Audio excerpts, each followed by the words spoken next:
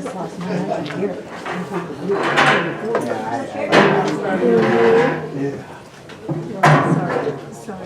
that. Yeah, you should. It's a new one. All right, welcome everybody. I'll go ahead and do the introduction. It's my pleasure to introduce Mr. Ron Hanson. He was with the University of Nebraska and teaching for 46 years, and he said he's been retired for 7. And he has been working with legacy farming for 43 of those 46 years. He's received over 31 national awards for his work in transferring farms, and it is a privilege to have him here today. So welcome. Thank you, darling. Good morning. Good morning. Come on, I came from California. Good morning. Good morning. Back in the Midwest, where I love. Okay? To do that. And we're just going to let Wesley go on. Actually, I think I've got a session off, so I'm going to stay. Oh, here we go. Okay. Sir.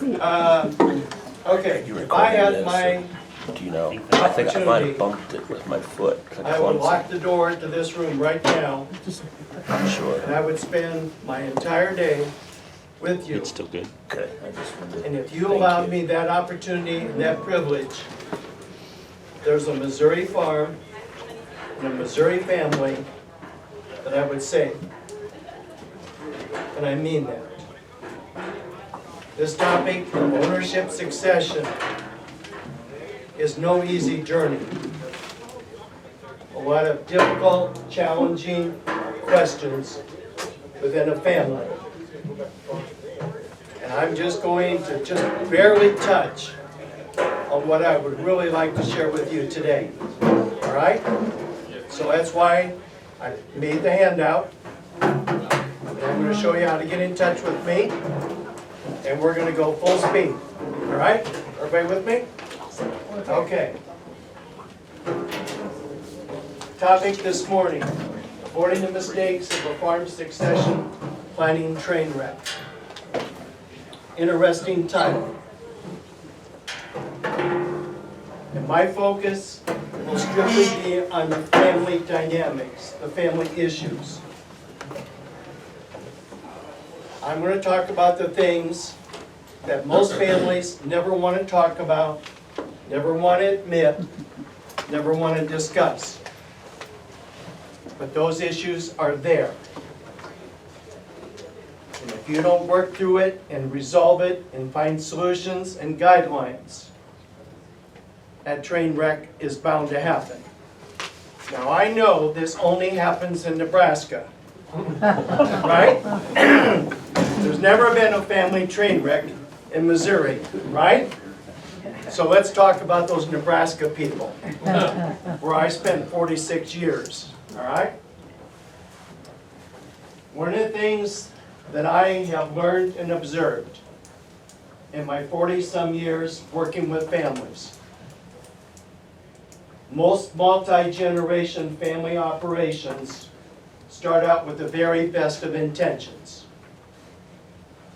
Particularly when the younger generation, those children who went off to college, the university, come back home to join the business, to farm with mom and dad.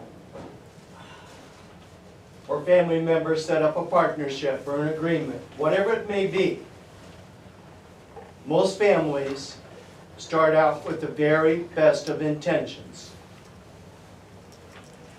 for the profitability of that operation, and most importantly, continuing that family legacy from one generation to the next.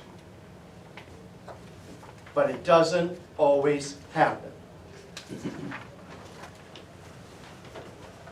Unfortunately, you see those family succession planning train wrecks. Those attempts of passing on the farm or keeping the farm derail. Why? What is the family succession train wreck that I've witnessed over all my years of working with families one-on-one? Family operation ends up being dissolved, or the farm ends up being divided or split apart. farm gets sold outside of the family circle. And that family tradition, legacy, heritage comes to an abrupt end. Anyone ever see that happen in Missouri? Huh? Family members take on a long and legal fight over the parents' estate and dividing up assets. Any attorneys in Missouri? Huh? Too many? Anybody ever see a family go to court? Huh? Sue each other? Yes. Get an attorney? And bitterness and resentments happen in the family with family members no longer speaking to each other. I've worked in some family situations where I can't get the entire family to sit in the same room together. Because they don't like each other. And that's a train wreck. I want to share with you this morning very quickly 9 mistakes. It's in the handout. 9 mistakes that can cause a family succession planning process to derail. 9 flags, okay? You can look at it later, but just, here we go. All right? Everybody ready? Ready. Mistake number 1, and it's top of the list. Succession planning is not considered an important priority. The plan never gets done, never happens. Farm families, and again, I'm only talking about Nebraska. Never Missouri, so don't get upset with me, all right? But families are notorious for a lack of planning and guilty of procrastinating until something happens. Most often a crisis or an emergency within the family. And some families have the attitude, we can do this next year. But next year doesn't always seem to happen. In all my years, I have yet to find a next year calendar with someday. Anybody here today have a next year calendar? Someday? Yeah. Someday Yep. we'll get to it. Someday we'll do it. Someday we'll start it. Yep. And when you visit with parents, they have all kind of excuses for someday. Succession planning can be overwhelming, too emotional to even think about or deal with. Too many legal terms, confusing, hard to understand. Lawyers cost money. This might be expensive.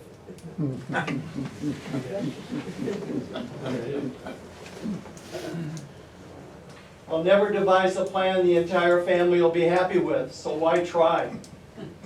Let the kids figure it out. No. Know any families like that? Let the kids take care of it. They can work it out, right? They don't. And what if I make a mistake and can't change my plan? And right now I'm busy farming, okay? I don't have time for this. I'm not ready to retire yet. So we'll just wait till next year. Key point, folks. Excuses are a perfect recipe for failure. Remember that. Waiting until there's a crisis, waiting until there's an emergency, and then we'll deal with it, then we'll worry about it, is not a wise decision. That is not a solution. And the fatal mistake is waiting too long. But that happens fairly often. The best way to derail a family operation? Just do nothing. The key point is you've got to realize and understand that urgent need. Ask yourself the question, what happens to my farm when this will never happen suddenly does happen? What might happen next? Never let a crisis be a motivator to begin planning. Because many times those options are pretty limited. And that's not the best time to make good, objective, sensible management decisions. So would your family survive an unexpected sudden change to the operation without having a plan? Could your operation risk the consequences of procrastinating and nothing actually getting done? Are you willing to take that risk?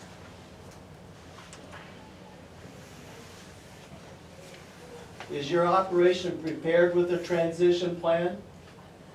Are family members willing to sit down and initiate a family discussion and planning process? Or are we just waiting for someday next year?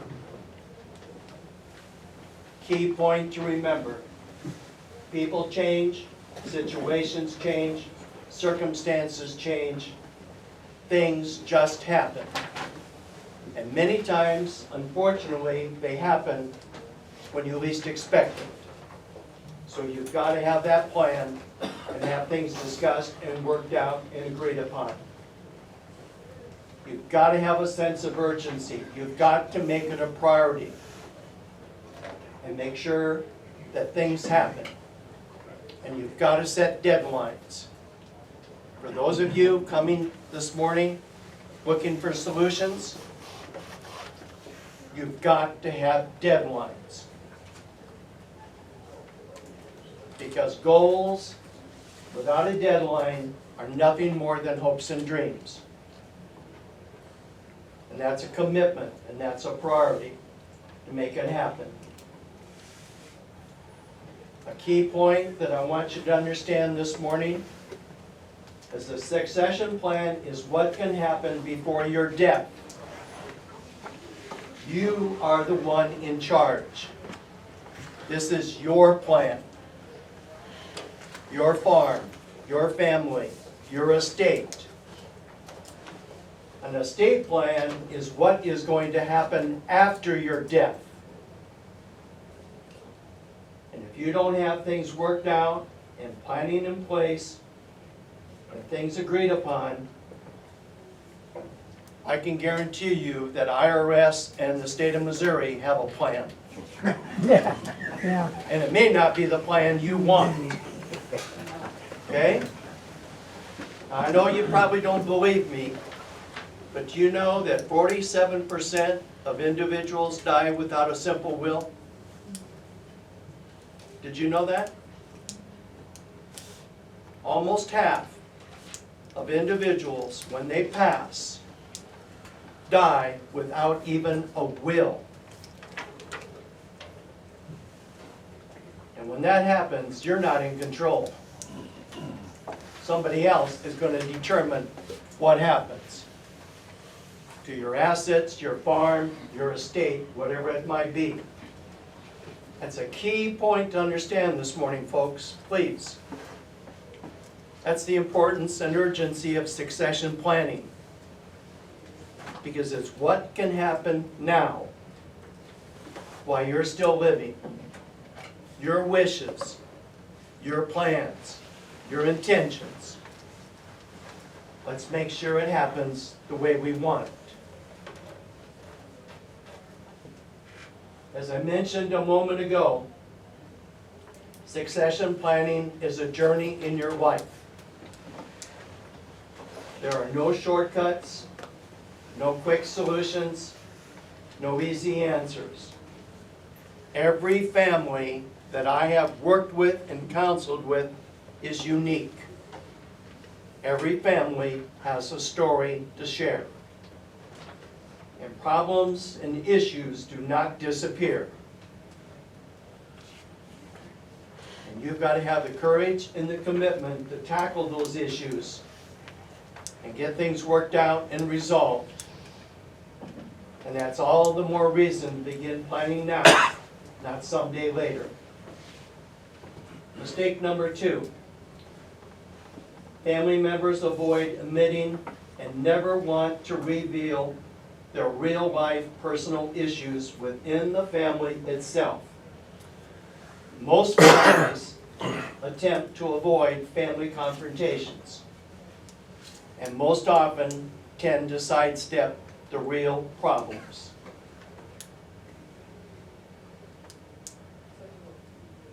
That path of conflict avoidance, keeping peace in the family, seems to be the unwritten rule. Anybody ever hear someone make the comment, "Don't say anything to upset grandma"? Huh? Anybody ever hear that comment made? Make sure you don't upset grandma or grandpa or whatever. And that can be a mistake. Because if those issues are never addressed, never resolved, those conflicts, issues, problems, whatever it may be, will always be there. And it's very difficult to resolve a problem and find a solution without identifying the problem first. When you sit down as a family, bring the entire family home together. The entire family is there. You have got to talk about that elephant in the room. You've got to sit down as a family and be honest and transparent and truthful and talk about those real life issues. Can I ask a question here? Sure. What's your opinion of having only the children that are directly related to the farm instead of the in-laws in that initial first conversation? Because a lot of times the kids get along well until you bring the spouses in, and then the spouses have a different idea. If you come to my 11 o'clock program, I'll be we're there. gonna be we're gonna be talking about I'll those be there. in-laws. Understand? But- Mine are good. Don't get me wrong, they're all good, but, No, yeah. excellent question. Okay. 2 answers. Okay? 2 Do or answers. not do, yeah. Okay. If you can bring the entire family together, mom and dad, the children, and their spouses, okay? Those in-laws, let's just be honest. Yeah. All right? What about the grandkids? Depends on, If they're in their 20s or 30s? yeah, it depends on their age and if they're involved on the farm or working on the farm. Sure. Okay, it's your discretion. But here's, I gotta be quick. I'm gonna Right. run out of time and Darla's gonna kick me out, okay? And I'll be Okay. gone. If you can all sit down together, the entire family circle, and talk about the real issues, then everyone should be there. If having those in-laws or others in the room will stifle the conversation, all right? Then the first meeting is just mom and dad and children only. All right? Because then the real issues, real feelings will come out in the open. All right? And then you have a follow-up meeting. Never exclude the in-laws. That's when people get angry and upset, is when they're left out, ignored, not Yes. included. That's when they really get angry. All right? Then you have a follow-up meeting with the in-laws present and say, here's what we've been discussing, here's what we are planning. We just want to keep you within the circle. Thank Okay? you. Now, every parent has to make that decision as what they feel most comfortable with. All right? And I wish I had more time, but the way you start that meeting is you look at those children, mom and dad, you look at all of your children, and the first thing you tell those children, one-on-one, face-to-face, is we love you. We love you. You are our family, and we are so proud of you. But as we begin our estate, our succession planning, we're going to be fair. We're going to treat all of you children fairly, not equally. Oh, good And you word. set the tone and go from there. Okay? Yes, All right. thank you. Good answer? Yes. All right. Now, I work in a lot of really difficult, emotional family situations. And you know what I sometimes tell the families I work with?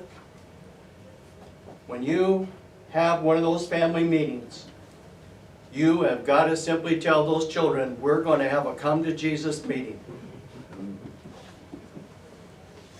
We are going to put it out in the open. Now, I apologize for that term, but I meant it. You've got to sit down and realize we're going to talk about the real issues. And we're going to talk about it now and identify it and then find ways to resolve it. Most family disputes never evolve from what was discussed, but from what was not discussed. The hidden issues, the underlying feelings, and sidestepping problems, sidestepping issues only invites failure. So what are the questions, issues that your family needs to be asking? And can those issues be discussed, mentioned? Mistake number 3. Families make the wrong assumptions and most importantly fail to clarify their expectations in the planning process. Families often have the idea, none of this will ever happen in our family. We have nothing to worry about. And if something does happen, we can all work it out, can't we? Can't we? That may or may not happen. I have parents tell me our children love each other. They get along great as a family. They would never argue or disagree, would they? The fairest way to treat all our children is to divide everything equally, so everyone has the same share. So they have nothing to worry about. That's just a cop-out. And our children will always carry out our final wishes. The kids can figure it out and take care of things accordingly. Those are train wreck assumptions that many times spell trouble. And families lack clarity when sharing their feelings, and most importantly, their expectations. Remember, individuals all have different perspectives as to what is fair and what should be done. When you look at those expectations, what are they? What about mom and dad? What are they thinking? Kids are going to come back home, join the business, eventually take over?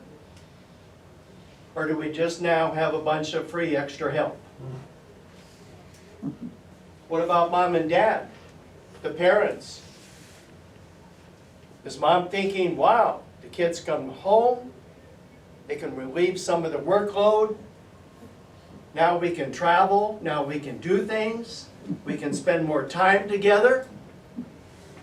Or is dad thinking, okay, wow, the kids are back, now we can feed more cows. We can farm more land, we can rent another pasture. Excuse me? Have you been living on them? Yeah, but the expectations between the parents. You ever thought of that? How does mom see it? All these years of farming, now it's time for us to sit back and enjoy our last and later years. What if dad thinks, wow, time to push ahead.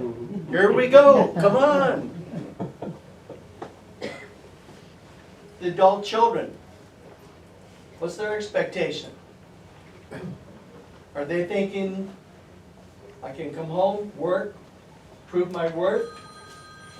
I'm gonna come home, take over, because I'm already entitled. Don't worry about that. Okay, I had a neighbor back in California. His phone went off while he was hiding in the upstairs closet.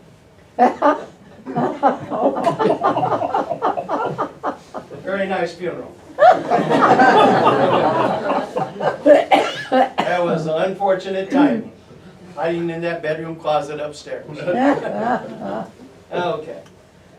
The non-farming children. Do they think they deserve an equal share just because they're family? Even though they haven't worked, contributed, put in their sweat equity?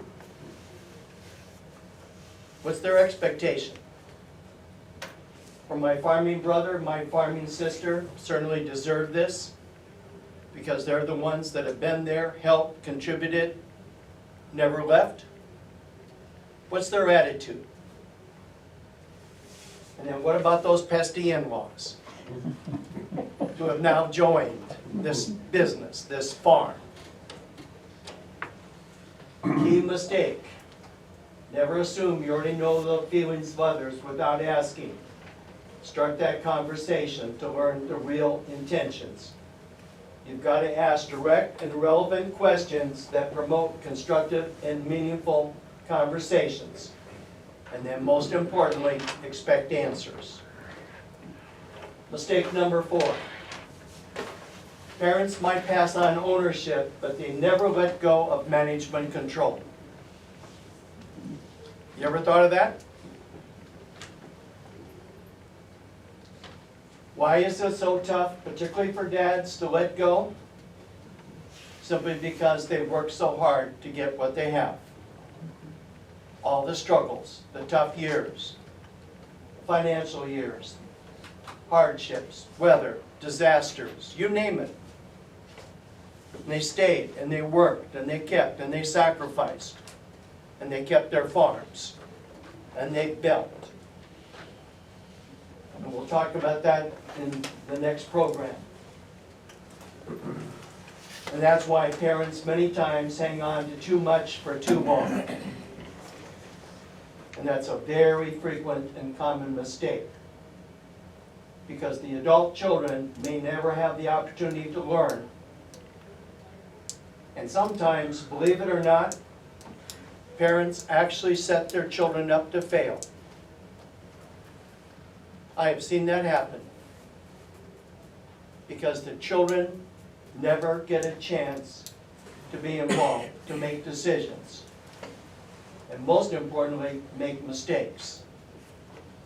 And I always tell parents to mentor. Rather than boss, control, supervise, mentor, teach. Give those children an opportunity as they come into the business to be a part and learn. Benjamin Franklin said it best. Tell me and I forget. Teach me and I may remember. Involve me and I learn. I'm a very, very strong believer in mentoring. How will that transfer happen? What changes can be expected? And as mom and dad get close to those retirement years, how do parents gradually step aside and the next generation gradually takes over? That's a planning process. How do we have that happen and make a smooth transition passing on that farm? And you've got to create opportunities for those children to be involved and learn, and most importantly, the freedom to make mistakes. And give them the experience and management business decision-making tools to be successful.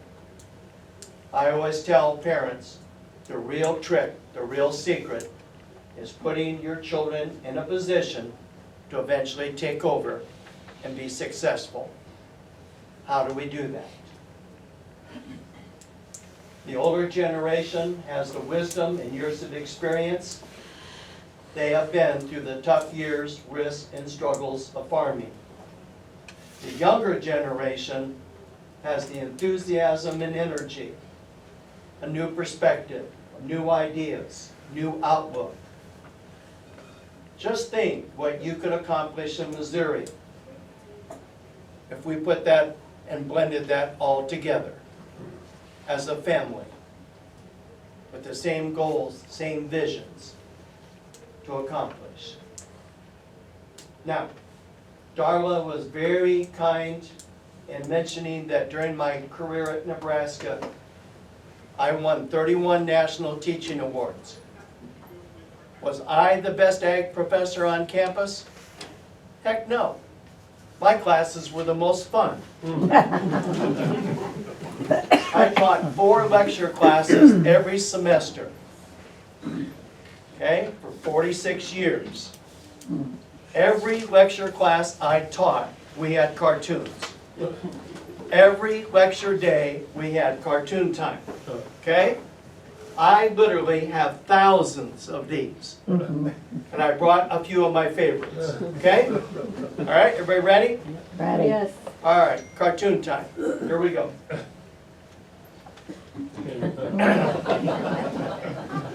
Now, come on, living in California, I thought that was good. Come on, get with it. It's hokey, I know it's silly, but come on.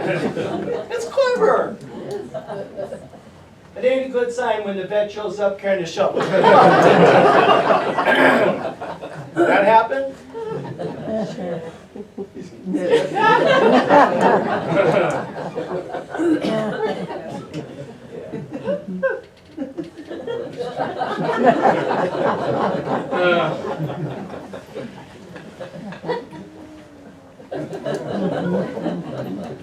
Consumer fresh, right? Right? Direct to the consumer.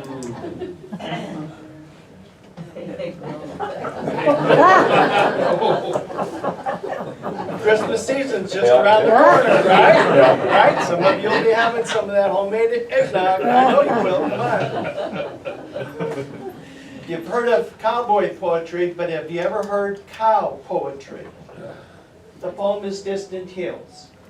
The distant hills called to me, the rolling waves seduce my heart. Oh, how I want to grace in their lush valleys. Oh, how I want to run down their green slopes. Alas, I cannot. Damn the electric fence.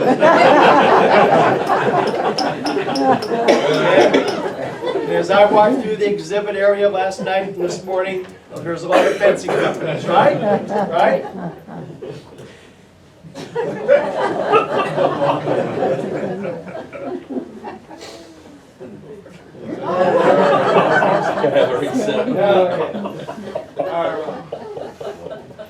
Okay. Yeah. Mistake number 5. Let's continue our discussion.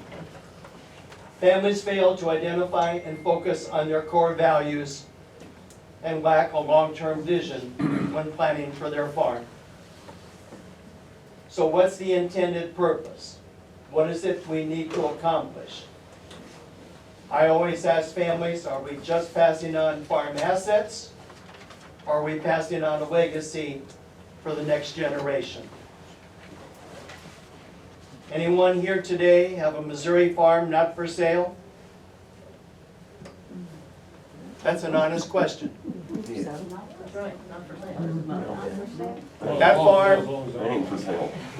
farm, that family will always be there. Today, tomorrow, the future. That's a legacy. That's something to be extremely proud of. But I have a farm, an operation, cattle business, whatever it might be, that others are willing to step in, take over, and have and keep. And that farm will never be for sale. The name on that mailbox will never change. That's a vision. Do I have a plan to make sure that happens? Family relationships are priceless. I always tell every audience that I have the honor and privilege to speak with, Farms can be replaced, but families can't. How did an Illinois farm boy end up teaching in Nebraska for 46 years? Because I came from one of those train wreck families. And if my parents and grandparents had gotten along, we wouldn't have lost a farm, and we wouldn't have destroyed an entire family. I lived it. I was 16 years old when it happened. And everything that I loved the most, our farm, my 4-H, my FFA, was taken away from me one night, one fight.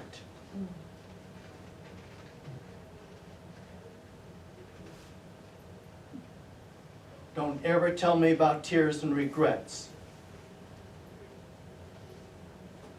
because I already lived it. And that became my mission in life outside of the university, was to help families never to experience the nightmare that I went through. I love agriculture, and I love farm families. And I'd trade places with any of you today without a second.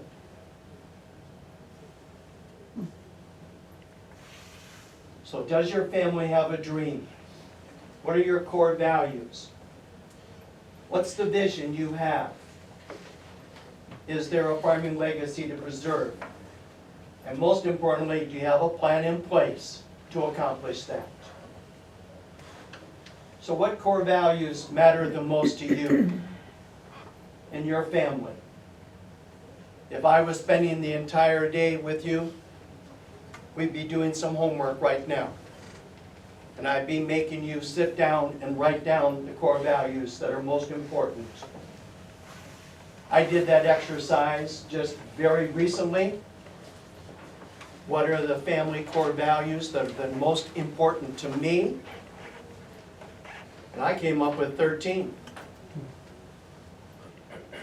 Trusted, caring, integrity, faith, loving, devoted, togetherness, respectful, supportive, work ethic, accountable, sharing, and empowering. Would any of you folks have any of those values on your list?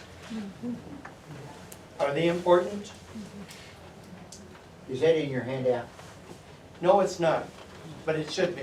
Yes, Good point. it should be. Thank you. Okay, now I gotta go back and do some homework myself. Okay. All right. Strive to build that feeling of trust and respect. Cultivate and empower that feeling and spirit of cooperation. And always appreciate and celebrate the blessing of having a very successful farming operation and a family that loves and cares together as family. And you do that for Christmas, for me. When your family's all together, above all the noise and all the things that happen, just take a moment and look around that room and realize how fortunate and blessed you are to have a family home for Christmas. Because some of us have no idea what that would be like, a family Christmas. Mistake number 6. Fail to have open and honest communications and lack being transparent. Too many secrets within the family. Any Missouri families with secrets? Or just Nebraska families? Must be just Nebraska. Thank you. Yeah. When I work with a family, and I sit down in a family counseling session, and I hear someone speak the words, when was that decided? Why wasn't I told? Who put you in charge? When was that changed? That's not what I was told. You know what that tells me? Communication. I got a family that's got a breakdown in communications. Plain and simple. And those secrets, not being transparent, causes suspicions and doubts. If you didn't tell me about this, what else didn't you tell me about? If I didn't find out about that, what else haven't I found out about? And once you create suspicions and doubts within a relationship, those family members quickly lose trust. And when family members no longer trust each other, they no longer respect each other. Because how could you ever have respect for a person you couldn't even trust? And when families lose that trust and respect, they no longer communicate. No one likes being surprised, particularly when it comes to a family estate.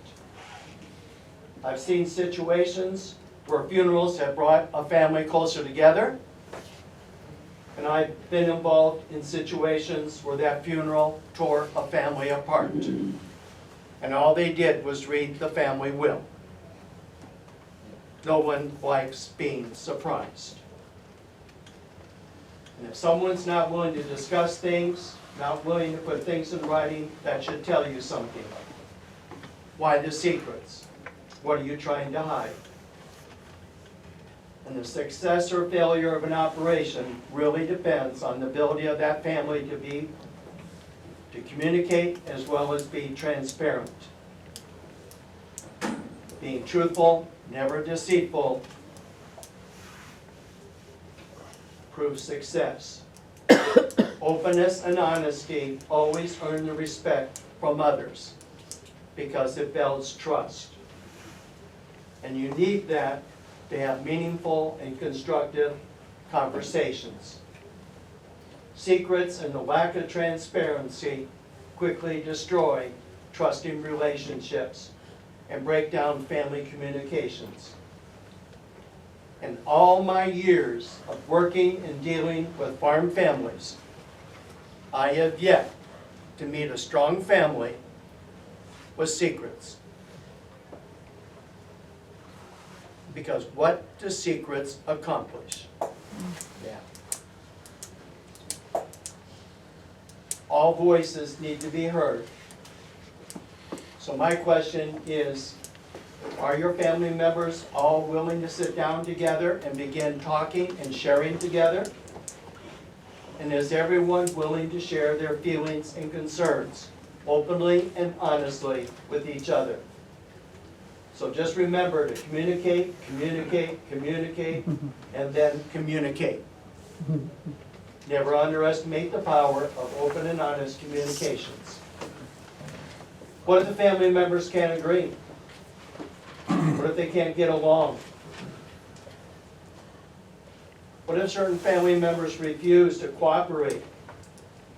Stubbornness and pride take over. When I hear a family member tell me the words, "We'll see about this," I know I got a real problem. Because those are fighting words. Did you realize that? When a person says, "We'll see about this," those are fighting words. Those are not words of compromise, reconciliation, forgiveness. Let's fight. And very seldom do I ever see a positive outcome. And most often, nothing ever gets done. The real trick is learning to have your disagreements without being disagreeable. You and I can be the best of friends, but we disagree. But if we fight, that friendship and respect quickly disappears.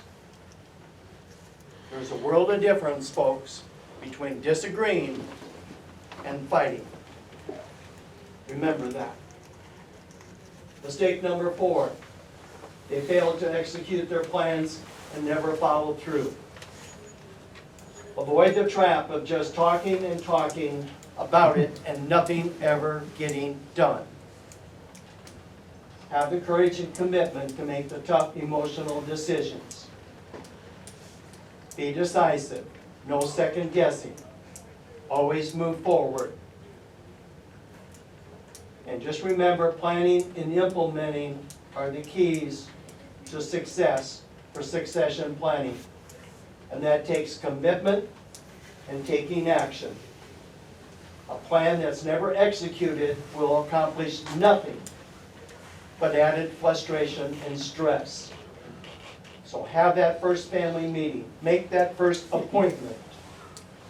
And most importantly, get it started, get it done, and then follow through. I could tell you today about so many of my families, but I just want to share one. We're going to go to Ohio. Family operation I'm now involved in. Dad is 89 years of age. Mom is 87. Unfortunately, Mom has Alzheimer's. She's in a full care facility. If you were to tell Mom right now, this moment, today is Saturday, and turn around and ask her what day it is, she would not be able to tell you. She's 87, good health, but she has Alzheimer's, dementia, and she is mentally in a whole nother world. There are 5 children in this family back in Ohio. 2 of the children, a son, a daughter, graduated from Ohio State University, came immediately back to the farm upon graduation. And they have been there now for over 40 years. One is 67, one is 68. Dad's 89. Okay? There are 3 children in the family who left the farm and never once came back. Everybody get the picture? Dad has taken out an insurance policy. He has put the farm into a trust. The trust is the beneficiary of a $6 million insurance policy. When Dad passes, the insurance policy will be paid to the trust, which the farming daughter and farming son are the administrators of the trust. They will use the $6 million to buy out the other 3 children. The non-farming children will get $2 million cash right off the top.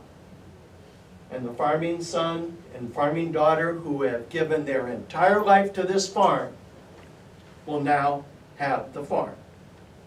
Everyone see the picture? Everyone see the plan? Did they ever increase the farm any in their lifetime, been there for 40 years? What? Did they ever increase the farm? Yeah, oh yeah, and they have an LLC, they own the machinery, they own the livestock. Dad owns the land. But they own all the operating capital. But they accumulated 40 years on their own? Well, they have some of their own, Okay. but the 800-acre family farm is still in Dad's name. Got it? Yeah. Okay, all right. A year ago, last December, just exactly a year ago, Dad had a massive heart attack on the farm. And he died in the ambulance. He never made it to the hospital. It's January. The children, all 5 of them together, are now at the attorney's office to settle Dad's estate. When those 5 kids walked into that attorney office that morning, what were they thinking? My piece of the plot. What were they thinking? Those 5 children all walked into that, and they're all adults. They're all in their 60s. Those 5 kids walked into that attorney office that morning, family. The non-farming kids were just thinking what? I just inherited what? $2 million. The non-farming kids. No. I just inherited what? Oh, the farm. $2 million. While we, the farming kids who gave their life to the farm, are thinking what? now got the farm. And they sit down in that attorney's office and they start talking about dad's trust. And the attorney looks at those 5 kids and says, what trust? What? What? Oh, my. There's no trust. Your dad never did a trust. There's no trust. Your dad did nothing. There's no will. There's no estate. And I don't know where you got this idea about a trust, but there's no trust. Was there a life insurance policy? So guess what? Woo-hoo. The insurance company, life insurance company, is now telling the 5 children that we don't have to pay the beneficiary. Oh, geez. The beneficiary doesn't exist. The policy says family trust, but there's no trust. We don't have to pay. We're gonna void the policy, refund your dad's premiums, but we're not paying the $6 million. So now these 5 kids have got a legal fight with an insurance company, and who do you think might win? Huh? The lawyers. And the 800 acres is in joint tenancy, dad and mom. Oh. It never got put into the trust.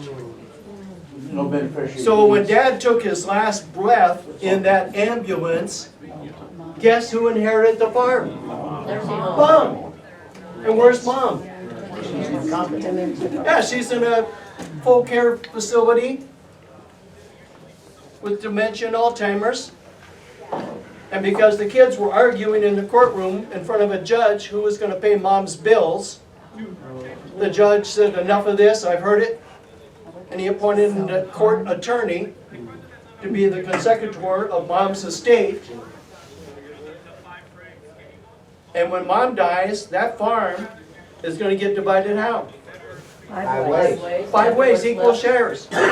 And those kids who never contributed 1 ounce of sweat to that farm are going to walk away with the same share that the kids that gave their life. Everybody happy? No. Wonder why I got a phone call. All because 2 fatal mistakes, and I know we got to leave. 2 fatal mistakes. No disrespect to that father, but he lied. He told the kids to trust. Everything's taken care of. Nothing to worry about. It's all worked out. But it didn't happen. And nobody followed through. Nobody asked Dad, hey, who's the attorney that did the trust? Why can't we have a copy of the trust? Where's this trust agreement, Dad? When was it done, Dad? Everybody just assumed it was what? All taken care of. Nobody followed through. Okay? All right. Okay, thank you so much. Okay? We almost got done. We almost done. All right. I would remind everybody, in your book, there's an evaluation before you leave today, which hopefully will be several hours away. Please drop it in the box, and you will be eligible for a drawing of $100 in January. Hey, hey. Whoa.